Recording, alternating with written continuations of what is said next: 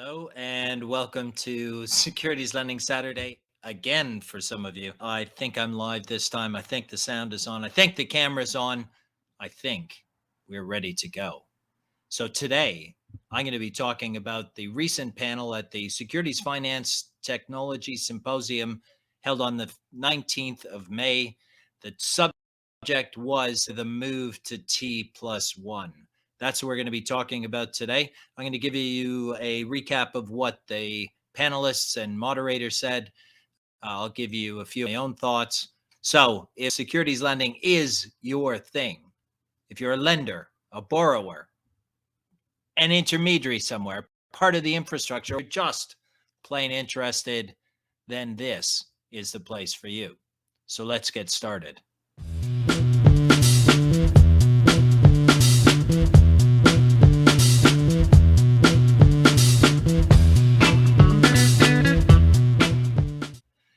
We're going to be talking about accelerated settlement or the move T+1. 4 great panelists, and I think they had quite a lot of good things to say. We're going to dissect some of those things. This is what we have been talking about up until now. Today, it's about accelerated settlement. Next week, I'll be dealing with one of the final two panels. Maybe I'll get both in. It really depends. The thing is, the panelists have made so many good points that I've found it hard to truncate them and just do two in one session. Hopefully that's good for you. It means you'll get in more depth on each of the panels. This is what we're going to be talking about today. The objectives, the differences between this move from T+2 to T+1. Why is that really any different than the move from T+3 to T+2? We'll be looking at some of the risks and concerns brought up by the panelists, discuss whether the changes that need to be made to adapt to T+1 are more behavioral or are they technical, and look at some of the pros and cons and a little bit of each. Great question from the audience, which asked about the business dealing with crisis events. And then the panelists and moderators shared their closing thoughts with us. So that's what we're going to be talking about today. Let's look at the panel.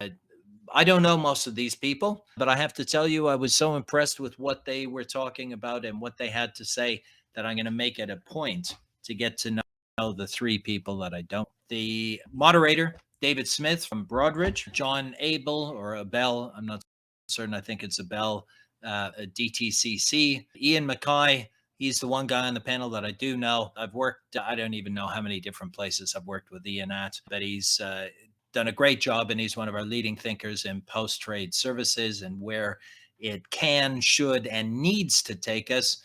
And Jeremy from the agency lending business at Fidelity added some great thoughts as well. So that's the very strong panel that was represented there. As always, these videos are to provide information, thoughts, ideas.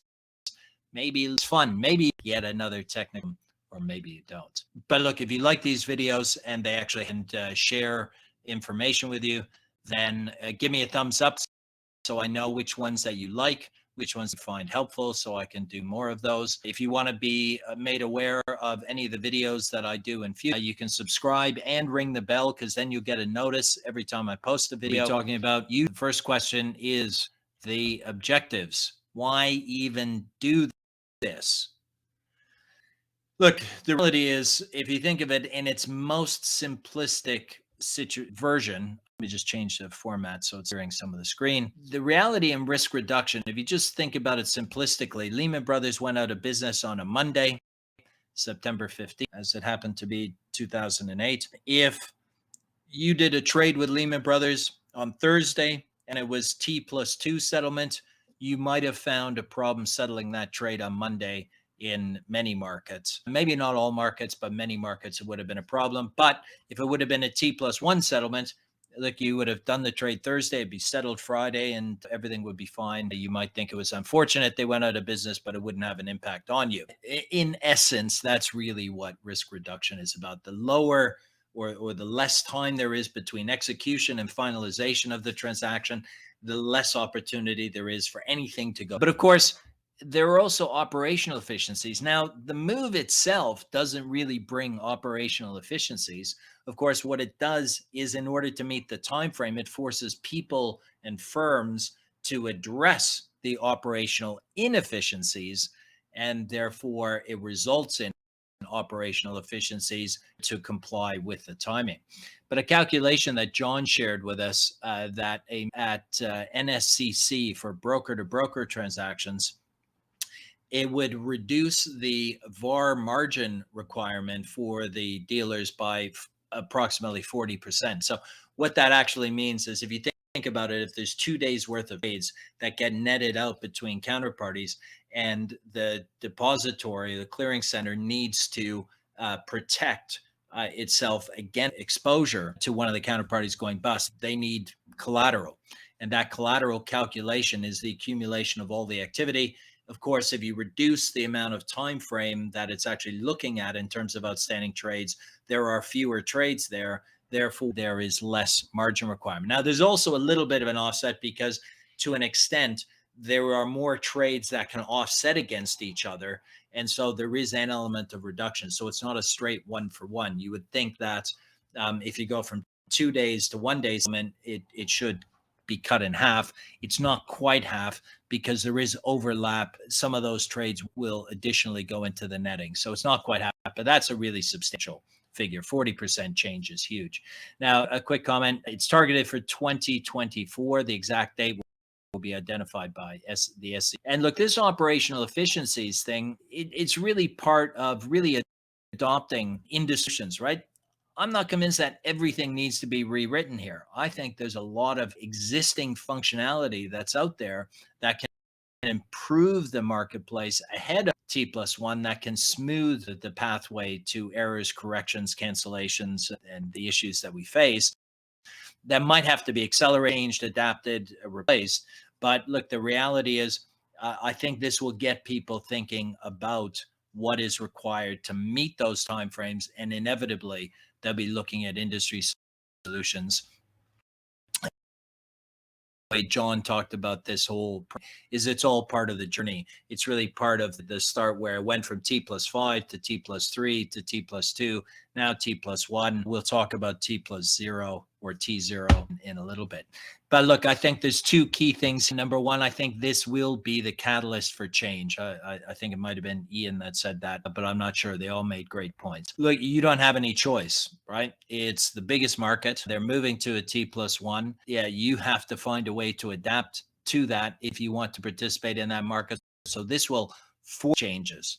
And the timing of it means that you won't have, it's not really just about making the existing process a little bit faster and cutting a day. And we'll talk about that in a minute. But of course, any of these any of the operation efficiencies that you need to deploy, any adoption of industry solutions means changes. It means technology changes, perhaps organizational changes, certainly investment. And so again, we've got a bit of a budget grab. Now, Iain MacKay was quite happy about the fact that operations people will be getting more budget to invest in the efficiencies of the business. And I definitely get that. And I completely am aligned with that. But I got to tell you, if I was a business manager in it, I thought, oh, here we go again. Just when I thought I was going to be getting some money for investing in the front end and investing in driving the business, I have more support. So in the US, you also have a 10C1, which I talked about in last video, and now you have a T+1. So there looks like there is going to be a march towards allocation of budget towards various operational, regulatory, and reporting solutions. So I guess that's just life the way it is now. It's not like the good old days. But anyway, this is about risk reduction and operational efficiencies. What is different about the move from T+3 to T+2? Now, a reminder, John, that this was T+2 move is being led by the US, and the move from T+2 to T+1 is being led by the US. The move from T+3 to T+2 was led by Europe. Europe did it in 2014. The US did it a few years later. So we're now 5 years ago that the market moved. And I have to say that it was a much smoother transition than I had expected. Because really, and I think they made a great point, the move to T+2 is really just about taking many of the existing prevailing processing events and just speeding them up. Trying to get rid of a little bit of the friction in there by trying to just make it a little bit faster, a little bit more efficient, some more automation deployed, but not really a fundamental rethink of what you were doing. You were just trying to do what you were a little bit better and a little bit faster. Whereas T+1, I think everyone's in agreement that this is completely transformational. You can't just take the existing process and hope to speed it up and have everything work out.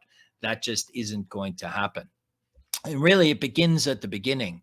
And I think in my Jeremy that talked about really starting at the start, which is the communication of sales from the beneficial owners. Now, of course, it's not just the beneficial owners themselves. Many beneficial owners also have asset managers. They have their portfolio divided up to multiple managers. And so it's not just the beneficial owners who, in many cases, aren't even communicating the trades. It's their portfolio managers that are at different firms. So this is a much more fundamental thing. So, yeah, of course, so many of the asset management houses might be lending from their mutual funds or their ETFs or the UCITS or other commingled funds. Yeah, of course, they are the beneficial owner and fund manager, or they represent the beneficial owners and it's all in-house. But of course, there are many where that's not the case, where there's a beneficial owner who oversees the activity of up to, I suppose the biggest I've seen is possibly up to 3 dozen asset managers. That's probably a bit high, but certainly 30 I've seen. So it's really the starting point is, of course, the starting point when there's a sale, because if there's never a sale, if there's never anything special that happens to recalls aren't necessarily all that important. And the key thing here is the reason you need to expedite it from the beginning is that there's less time to fix problems. Right? You just don't have time to solve problems because you've just lost 24 hours. And requires that kind of a rethink where you're really managing the exceptions. So right, we started in the old days where you had to get involved in every trade. And then it shifted over time so that we started to deal with exceptions to trade. So the majority of trades would go through on a straight through processing basis, and we could just focus on the exceptions. Now, what we're actually saying was, you know what, there might not even be time to deal with exceptions. We actually need to do a root cause analysis to solve the problems before they become problems. We can't exceptions. We need to make certain that there are not exceptions in the first instance. So that's, I think, a key point that really came out of this, is that it isn't just speeding it up. It is about changing the way that you think, or being transformational, as the point was made. Now, the one thing they did talk about was international. And I was hoping what they'd be talking about was international investors. But in fact, what they were talking about is, in many cases, other markets, Canada, Mexico, other South American markets, Europe, all of that. And of course, that's important to think about as well, because to the extent that you improve your processes, they're more efficient. Look, that's better. Why would you limit that activity or those changes to just a single market? Of course, you would want to apply that to every market you do. So it is in the international business as well. And eventually other markets will move towards a T+1 environment. But look, what I was hoping they were going to talk about is international investors, right? Because of course, every market has to solve the problems for its biggest constituents.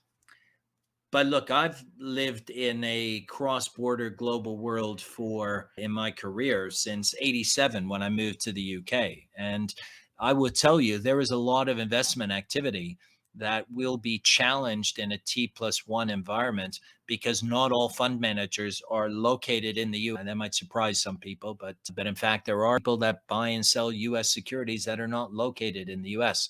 So in many ways, that actually might give them an advantage. So if you're in Asia, and you find out that there's a problem on T0, you're actually in the office before someone else, and that might be great, except for the fact that the problem might be your execution broker who's in New York, and although you're ready to deal with it, they're actually in bed asleep. So look, I think there inevitably will be challenges for foreign investors dealing into the US market. I'm not certain what the solutions are, but don't expect it to be completely smooth with respect to that community. I think there will be challenges.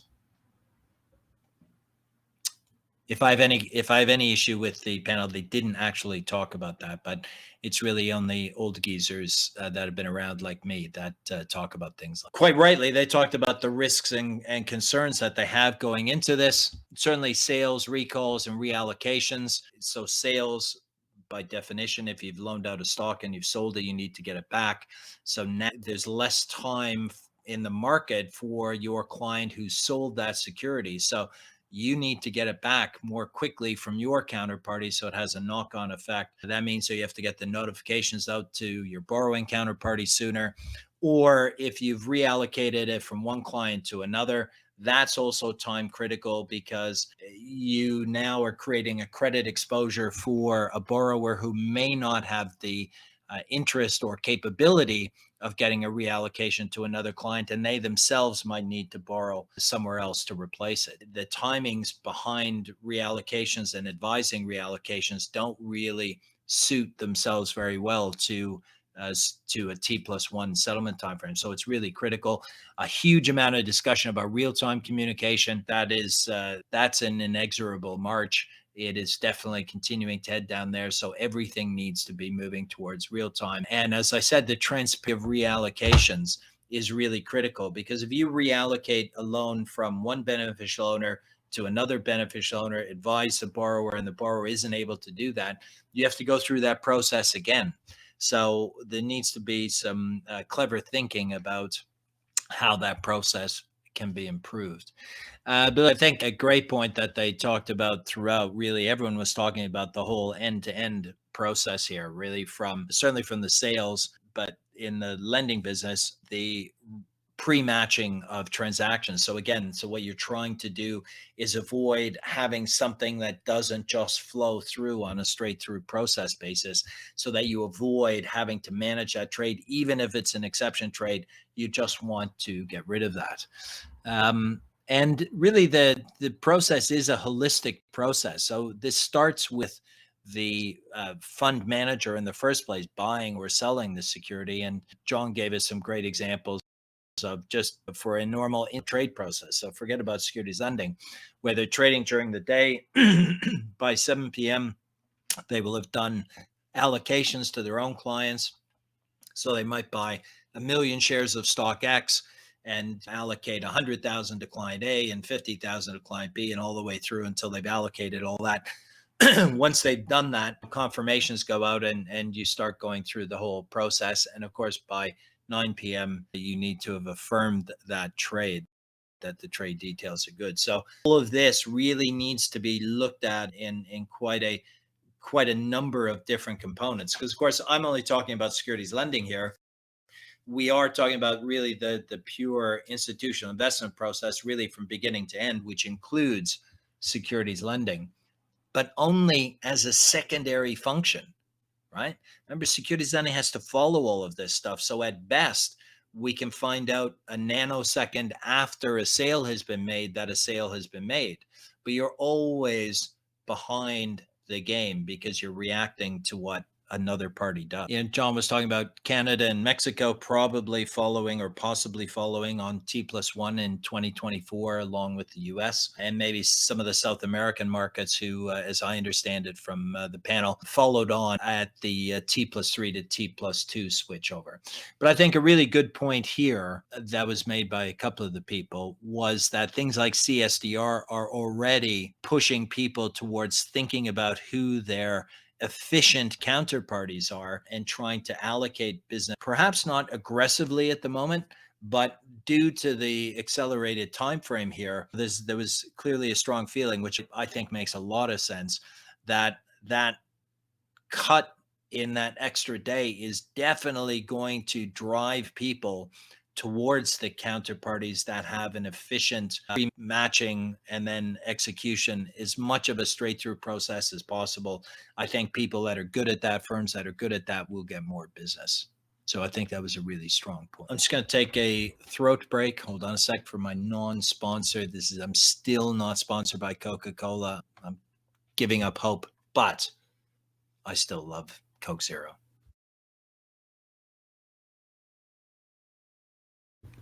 Okay, I'm back.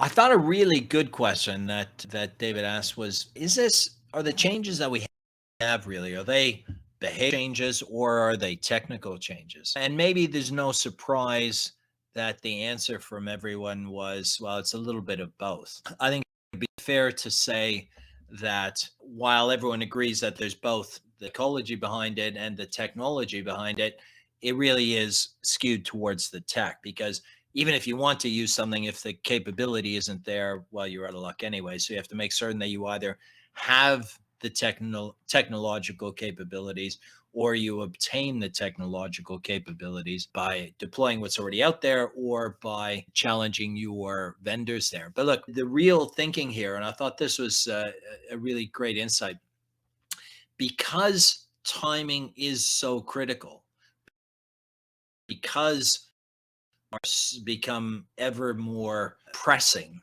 in terms of problem resolution. You know, stable supply, which has always been really important to borrow, I think becomes really even more important. And I think Jeremy's point was fantastic there, and it's really useful. The best way to avoid problems with recalls and reallocations is to have the client have a stable position, because you don't ever have to deal with that. So there may become a premium. Be interesting to see if there ends up being, whether it becomes actually a pricing premium or just more favorable in terms of the ranking for the who you want to borrow from. Again, budget prioritization, because there is inevitably going to be technology and operational processes that need to change. So you need to make certain that you get a budget to be able to do that. And really, in preparation for that, and then the application of it, it is a big psychological change. And again, the point was made that you can't just try to speed up what you're doing. What you really need to do is challenge what you're already doing today and say, hey, is that the most efficient way of doing it? It doesn't matter that it works today. That doesn't matter, because it might not work tomorrow.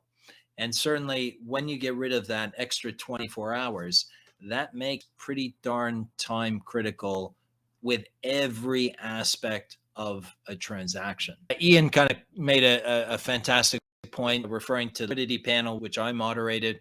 And he again reiterated my really super strongly held belief that what we need to do for this business is to find a cost reduction in overall trading, from pre-trade to trade execution to the entire body of the post-trade maintenance, management, administration until the transaction closes and then the fees settle. And so this is really the technology, I think was his point again there, whether it's cancels or correction that result in buy-ins potentially, or just general inefficiencies, all of this will cost money. And when you add that into the trading, a really marked differential between efficient counterparties and inefficient counterparties. And I think it'll be tough for them to stay in business. Behavior or technical, yes, but maybe I might actually skew it a little bit towards the psychology of it. But I will bow to some of the panel members who think it's more tech, but both. Finally, there was a question that came in on crisis events like the Ukraine-Russia conflict, and how does the industry deal with it? And I think Iain's point was the volatility that we've seen in the markets really underscores why it's so critical that technology supports the solutions here, right? Because if you've got if you got the machines running in the background doing the automated matching, checking, and problem resolution, and hopefully matching correctly in the first place, so there are no problems to resolve, you can deal with volumes, whether they're high volumes or low volumes. And I think again, the point was made, we've got a really strong track record as an industry with the events over the past few years. Huge volume spikes, chaos in terms of market movements up and down, and problem resolution. The industry coped incredibly well. But of course, T1, again, just to underscore that, it increases the urgency, which means that technology that we have today is great, but needs to continue to be applied by everyone. And those that are outside of it will be forced to adopt it. And no doubt vendors will have to come up with new solutions as well. And so, again, one of the points that was made was that vendors are much better at integrating with each other rather than blocking things, which may have been the case in the past as a competitive advantage or disadvantage, how you look at it. And again, a really good point was that CSDR has been really driving people towards solutions and putting a financial cost to an inability to deal with operational issues. And again, holistically looking at the whole thing, include collateral movement, really that holistic end-to-end process again. So look, I think securities finance has done incredibly well in recent years. And if you've seen some of my other videos, that when there's a crisis, when a market shuts down, you're better off, in my view, to have your securities on loan than to have them in custody. And then finally, there was some closing thoughts. One of the things that we talked about was, I think John very early on in the session talked about this whole thing being an evolution towards T+0 or T0. And he started off with, what does that actually mean? And what he said it probably isn't is real-time gross settlement, where what you're talking about is if there's 1 million trades, you settle 1 million individual trades in real time, one after the other. And that probably isn't it. What you're likely to do is see some points during a day where you have intraday netting and netting out, groups or batches or numbers of trades to reduce the number of transactions that actually need settled. And so while this might be an evolution to T+0, the point John made again is that there's a lot more cost benefit analysis that needs to be done. But anyway, you look at it, whether you're talking about T+0 or the move to T+1, this is really a rethink rather than just speeding up, which I've said a few times here, and that vendors really need to be held to account to come up with solutions. Look, they have through SFTR. I think in Europe is a great amount of work done and great cooperation between vendors. So I'm not too concerned about vendors meeting the challenge. Jeremy was talking about identifying the lags in your process and really challenging what you do, and is that the best way of doing it, and are there better ways of doing it? Just because it has worked doesn't mean it will work in future. But I guess again, John's comments were, look, it's probably T0 probably isn't doable in the current environment. And then there was some discussion about all of these firms that are making ongoing investments into digital solutions. And my own view about digital solutions was that you would never end up with like just a straight migration from the analog environment we're into a digital one, and rather just replacing systems. I always thought that what was most likely to happen was that you would create new digital environments and that could handle both the good old days and the old ways of processing plus the new digital environment, and that eventually the analog business would fade away and be absorbed into the digital. So a couple of points people were making about saying, look, this investment's going on, they're looking for use cases. It might be that a T0, because it requires that kind of full rethink, it might just be that we ditch what we have and move to a completely different environment. But the advice from everyone to embrace and participate in the working groups has been a huge amount of success with SFTR. That's why it was a much better outcome than, say, EMIR in Europe. I think the US is going to have a good dry run with the SEC 10C1 regulations, where they'll have to cooperate, participate, and engage. Do the same for T+1. And John laid out a nice timetable. Prep work should be happening this year, building it out next year, and then implementing it in 2024, possibly in 3, although the final timing will be determined by the SEC. And so if I just do a quick wrap up of what we talked about here, that the objectives behind moving to T+1 is risk reduction. The inevitable outcome, which will be operational efficiencies, will be achieved, and that should result in reduced cost, even though you need to make an investment probably to achieve those reduced costs. The differences in moving to T+1 from T+2 is that it's much more of a fundamental change, not an enhancement to the current operating model. You need to rethink and challenge it. And that the risks and concerns we're all about is timing of that whole end-to-end flow and the transparency of activity from trades, trade instructions, allocations, reallocations. It's about that immediate, almost real-time communication of that in the best way possible. Behavioral or technical, obviously you need to do both. And the panel felt that it was possibly more of a technical issue, coming up with solutions and implementing that. And then, of course, the psychology of people wanting to do that or recognizing the need to do that. The crisis events, I think that the answer to that is completely. Look, we've done a great job dealing with that. And that's largely because of the application of technology. And the closing thoughts really, I think, can be summed up in 3 words: invest, engage, and challenge your thinking. That's it. As I said, next Saturday, I will be back on which one will be the subject, but it'll be one of 2. So it's 50-50 if you want to take a shot. In the show notes, there will be a link to the symposium. So if you want to try and register and look at the panels themselves, feel free to do that. And that, my friends, that's it for me. I have quite a packed weekend ahead of me. I hope you do too. This is the Queen's Jubilee holiday thingy, whatever. 4 days of holidays. I'm not certain what I will be out and about, for those of you who want to be certain that I'm Canadian. Have a great Saturday. Have a great weekend. Have a great week. I hope to see you next week with part 4 of my symposium review. And that's it. I'm over and out, and I'll catch you next time.